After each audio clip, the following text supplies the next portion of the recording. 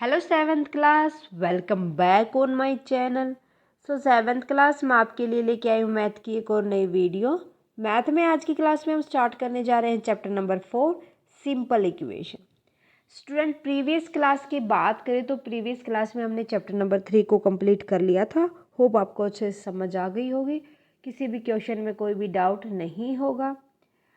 आगे बढ़ते हुए आज की क्लास में हम डिस्कस करेंगे एक्सरसाइज 4.1। आज की क्लास रहेगी only on introduction of exercise 4.1 की कंसेप्ट क्या है हमारा, कौन कौन सी टर्म हमें 4.1 के अंदर यूज करनी है। लेट्स स्टार्ट विद जो हमारा चैप्टर है सिंपल इक्वेशन कि सिंपल इक्वेशन कैसे फॉर्म होती है, उसके रिगार्डिंग आज की क्लास में हमें पढ़ना है। सबसे पहले हम बात करेंगे एल्जेब्रिक एक्सप्रेशन की। भाई इक्वेशन बनने से पहले वो एक एल्जेब्रिक एक्सप्रेशन बनती है। कैसे? भाई जो हमारी एल्जेब्रिक जो एक्सप्रेशन होती है उसके अंदर हम कुछ तो इन्वॉल्व करेंगे कांस्टेंट को, कुछ लेंगे हम वेरिएबल, फिर उनके बीच में कुछ ऑपरेशंस लगाएंगे। मान लो हमारे पास है 5x प्लस में 9। ये क्या हो जाएगा हमारे पास, प्लस तो हमने इसके ऊपर ऑपरेशन अप्लाई किया है, ऐड किया, मल्टीप्लाई भी ले सकते हैं हम, माइनस भी ले सकते हैं, डिवाइड भी ले सकते हैं, एज योर विश। ठीक है, तो यहाँ पर हमारे पास ये क्या हो गया, कुछ कांस्टेंट वैल्यू हो गई। ये क्या हो गया, मीन्स इसको हम कोफिशिएंट बोलते हैं, वो आगे समझाऊंगी मैं आपको। कुछ हमारे पास वेरिएबल हो गए, कुछ हमारे पास कांस्टेंट टर्म हो गई, और ये हमने ऑपरेशन लगा दिया। अगर हम इसको इतना ही रखते हैं 5x प्लस में 9, दैट मीन ये हमारा ओनली एल्जेब्रिक एक्सप्रेशन है, ना कि एक इक्वेशन। क्या बोलेंगे इसको हम, एल्जेब्रिक एक्सप्रेशन, ना कि इक्वेशन। ओके, ये बस एक्सप्रेस करता है कुछ वेरिएबल कांस्टेंट और उनके बीच में ऑपरेशन क्या लगा हुआ है उसको। Variable is an unknown number which can have a different numerical value. Variable क्या होते हैं, वेरिएबल होते हैं जो हमारे x y a b c d जो भी हम वैल्यू लेके चलते हैं, तो उनकी जब हम उनको सोल्व करेंगे तो उनकी कुछ ना कुछ एक वैल्यू निकल के आएगी, डिफरेंट डिफरेंट न्यूमेरिकल वैल्यू निकल के आएंगी, वो हमारे वेरिएबल हो सकते हैं। ठीक है, वेरिएबल किस में हो, ये वेरी करते हैं अलग अलग, जो हमने अलग अलग तरीके से इनका रिजल्ट निकल के आता है कि हम किस तरीके से इनको सोल्व करते हैं। Got it. इसके बाद हम देखते हैं कि इक्वेशंस। इक्वेशंस क्या होती है, इक्वेशन एक कंडीशन होती है वेरिएबल्स के ऊपर जो हम अप्लाई करते हैं, जो हमें क्या कहती है कि जो दो एक्सप्रेशन लिए हैं, लाइक हमने एक्सप्रेशन लिया 5x प्लस में 7, वो किसके इक्वल है, 15 के, कि हम जो ये वाली वैल्यू है जब x की वैल्यू पुट कर देंगे तो वो हमारे पास 15 आ जाएगी।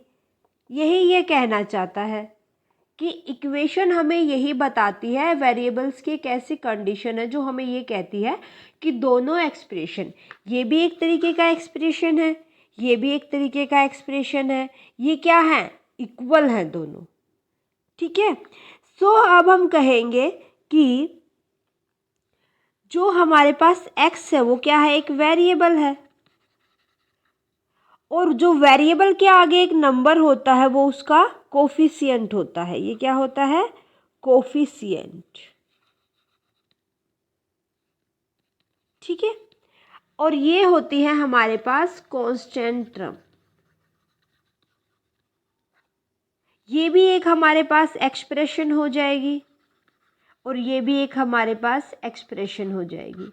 यही इन दोनों एक्सप्रेशन का मतलब यही है कि दोनों इक्वल हैं। अगर दोनों इक्वल हैं तो दैट मीन ये एक इक्वेशन है, इसी को हम इक्वेशन कहेंगे।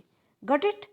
देन उसके बाद आता है हमारे पास कुछ important point related to equation. क्या होते हैं वो देखते हैं। One of the expression must have a variable, कि एक जो एक्सप्रेशन है वो एक वेरिएबल को लेके चलता है। क्या लेके चलेगा, एक वेरिएबल जरूर होगा उसके पास। Left of the equation is equal to the right of the right side of the equation. Left hand side किसके इक्वल होगी, always be right hand side, तभी वो इक्वेशन कहलाएगी, अदरवाइज नहीं। An expression does not have equality sign but an equation always have an equal sign. Equality sign नहीं हो सकता, हो या ना हो, कि एक एक्सप्रेशन के पास जरूरी नहीं कि इक्वल साइन हो, बट इक्वेशन हमेशा क्या बताती है, इक्वलिटी साइन लेके चलती है। ठीक है, ठीक है, इक्वलिटी लेके चलेगी, साइन चाहे हो या ना हो, लेकिन वो दोनों इक्वेशन के अंदर वो साइन इक्वल होंगी। जैसे 2x प्लस में 7, तो यहाँ पर 2x प्लस में 7 की तरह ही एक वैल्यू लेनी होगी। In which interchange the position of the expression from left hand to right hand or vice versa, या right hand to left hand, the equation remain the same. तो इक्वेशन क्या रहेंगी, सेम ही रहेंगी। मीन्स जो हमारे पास 5x plus में 7 is equal to 2 है, तो 5x इज इक्वल टू 2, ये इधर प्लस है तो इधर आके हम या तो इसको माइनस करेंगे सोल्व करने के लिए, या अगर हम इसको इस तरीके से लिख दें 2 is equal to 5x plus में 7, तो कोई इसमें ये दो राय नहीं होगा कि दोनों अभी इक्वेशन नहीं है, इक्वेशन अब भी है।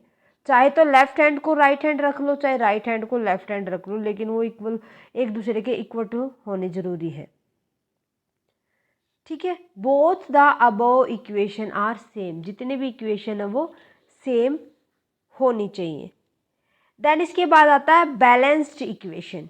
बैलेंस्ड इक्वेशन की अगर हम बात करें तो जब हमारे पास left hand side right hand side के इक्वल होगी तो हम उसको बैलेंस्ड इक्वेशन कह सकते हैं।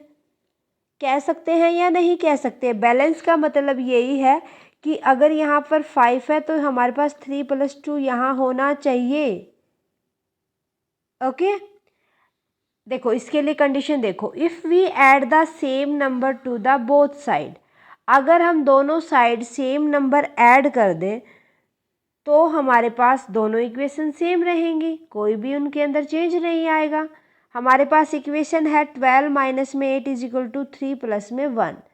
If we add 3 on the both side, दोनों साइड हम क्या कर दें, 3 ऐड कर दें। 3 ऐड करेंगे तो हमारे पास कितना आ जाएगा, इधर भी 3 ऐड कर दो, इधर भी 3 ऐड कर दो, दैट मीन हमारे पास क्या आ जाएगा, 12 माइनस में 8 प्लस में 3 इज इक्वल टू 3 प्लस में 1 प्लस में 3।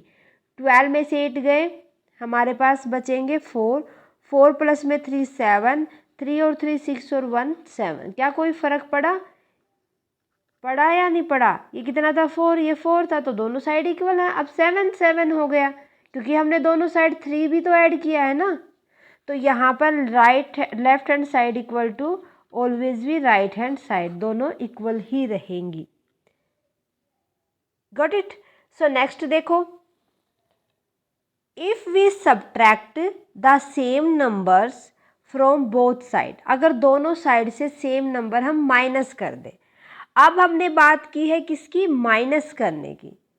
ओके, सो माइनस करेंगे तो दोनों साइड से माइनस करो तब भी इक्वेशन हमारी सेम रहेगी। तो यहाँ पर 12 3 सब्ट्रैक्ट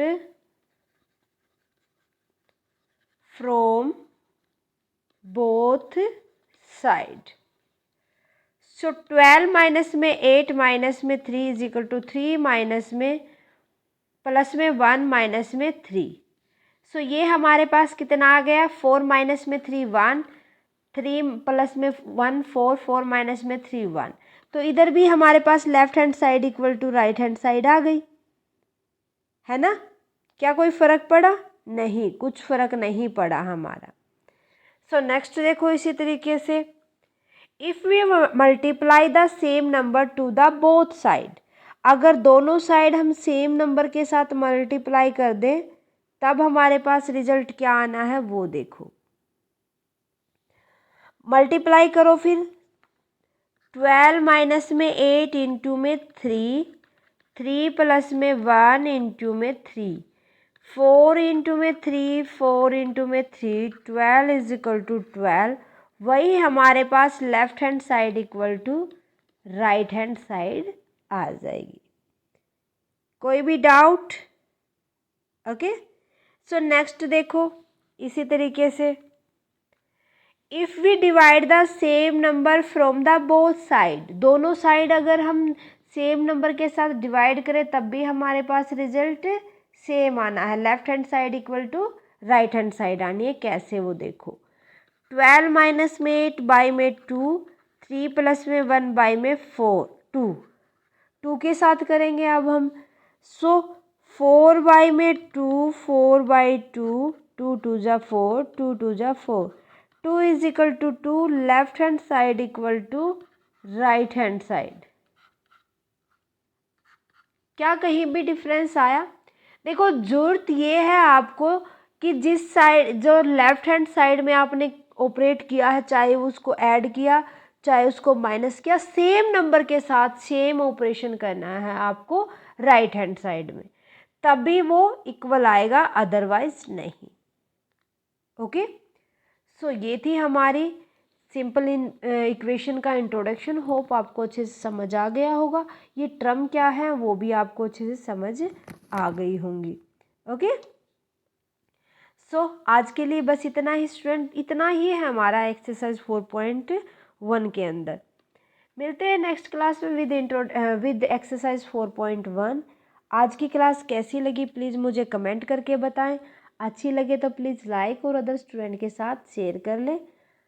अगर आप साया सारन क्लासेस पर नए हैं तो फटाफट से साया सारन क्लासेस को सब्सक्राइब कर लें, बेल आइकन को दबा लें ताकि आने वाली क्लास की नोटिफिकेशन आपको मिल सके। Thank you very much student, bye bye and take care. मिलते हैं नेक्स्ट क्लास में।